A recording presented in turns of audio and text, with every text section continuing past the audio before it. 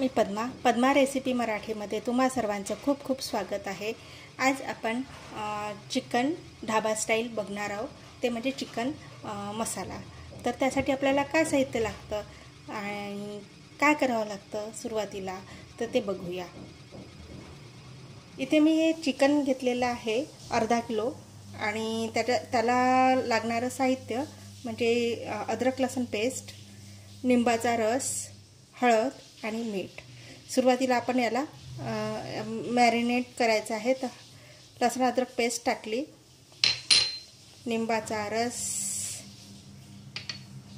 हळद आणि मीठ हे आपल्या आवडीनुसार टाकायचं, कमीच टाकायचं कारण की नंतर भाजीमध्ये सुद्धा मीठ जाणार आहे। आणि याला मिक्स करून घ्यायचं।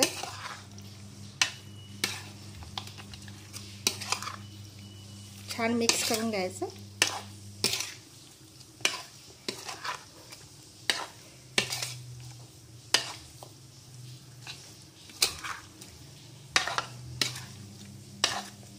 आणि 15 ते 20 मिनिटं याला रेस्ट करायला ठेवूया। आता आपण ते चिकन जे मॅरिनेट करायला ठेवलं होतं ते झालेलं आहे। तर आता आपण भाजी फोडणी घालूया। तर त्यासाठी मी इथे तेल गरम करून घेतलेलं आहे आणि अर्धा चम्मच मोहरी टाकूया। ती तडतड व्हायला लागली आहे। आता त्यामध्ये आपण एक बारीक कापलेला कांदा टाकूया।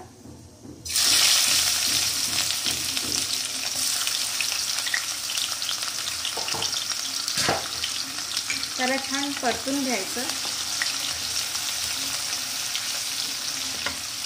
एक मी बारीक कापलेला कांदा घेतलेला आहे आणि एक कांदा मी पेस्ट केलेली आहे एका कांद्याची। असे 2 कांदे यूज करणार आहे।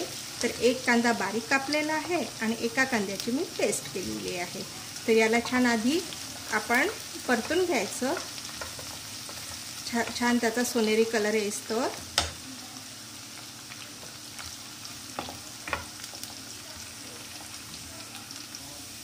आता हा कांदा छान परतून झालेला आहे। यामध्ये आपण एक तेजपान टाकूया, सोबत कलमी, मोठी विलायची हे टाकूया आणि त्यानंतर जी कांद्याची पेस्ट केली होती ती टाकूया।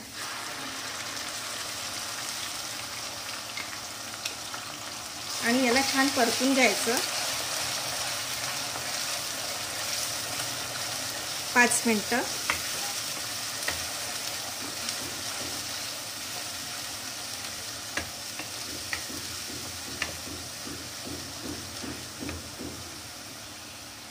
आता कांदा परतून झालेला आहे। आता आपण त्यामध्ये टोमॅटोची प्युरी पण टाकूया। टोमॅटो मी 2 घेतले होते, त्याची प्युरी बनवली आहे, ती टाकून घेऊया आणि त्याला सुद्धा छान परतून घेऊया 5 मिनिटं। म्हणजे कसं त्याचा जो कच्चापणा असतो तो निघून जातो छान परतल्यामुळे। आता यामध्ये आलं लसूण पेस्ट टाकूया 1 चम्मच आणि त्याला छान परतून घ्यायचं।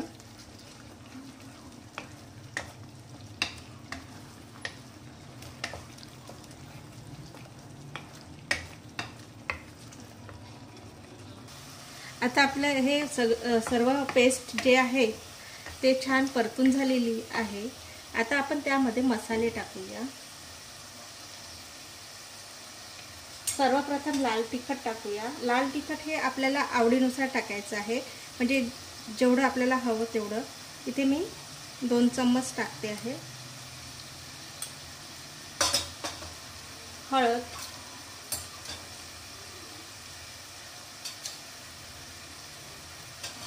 त्यानंतर मीठ आपण मॅरिनेट केलं होतं त्यामध्ये सुद्धा टाकलं, तर त्याच्यानुसारच आपल्याला इथे मीठ टाकायचं आहे।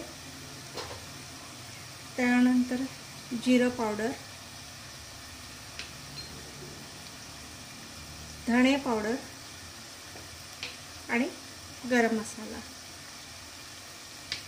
हे सर्व मिक्स करून घेऊया।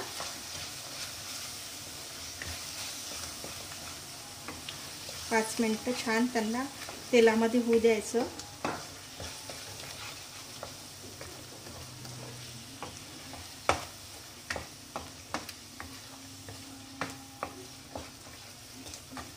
पाच मिनिटं होऊ द्यायचं याला छान तेलामध्ये.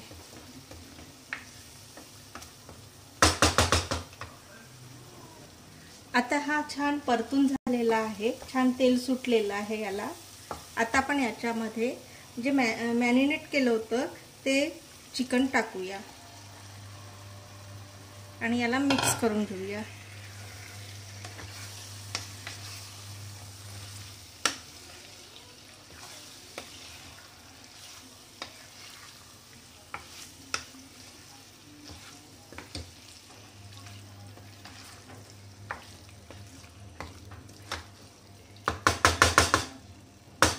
पाच मिनिटं याची वाफ काढून घेऊया.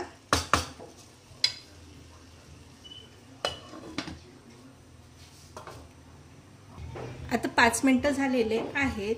आपण झाकण काढून घेऊया आणि त्यामध्ये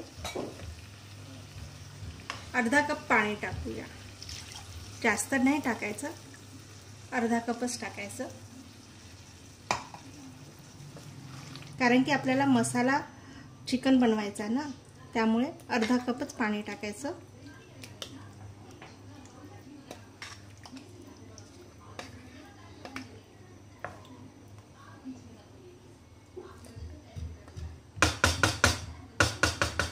आणि 10 ते 15 मिनिटं याला शिजू देऊया.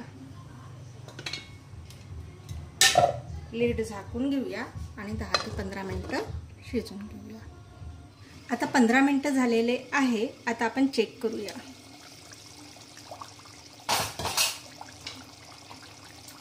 फिरून घेऊया. वाव, खूप सुंदर सेंट सुटलेला आहे आणि कलर सुद्धा सुंदर दिसतो आहे. आता आपण एक पीसला शिजली का बघूया, चेक करूया.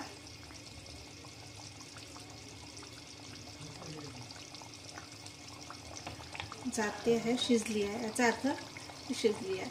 दुसरा सुद्धा पीस घेऊन बघूया, चेक करूया. ही शिजलेली आहे. आता आपली भाजी रेडी झालेली आहे. तर्री तर खूपच सुरेख सुटलेली आहे. तर्री दिसत, हे बघा, तर्री पण दिसते आहे, खूप छान सुटलेली आहे. आता आपली ही भाजी रेडी झालेली आहे. आता गॅस बंद करूया आणि एका सर्विंग बाउलमध्ये सर्व करूया. अशा प्रकारे ही आपली भाजी रेडी झालेली आहे, चिकन मसाला आणि धाबा स्टाईल. आता आपण याच्यावरती कोथिंबीर टाकूया.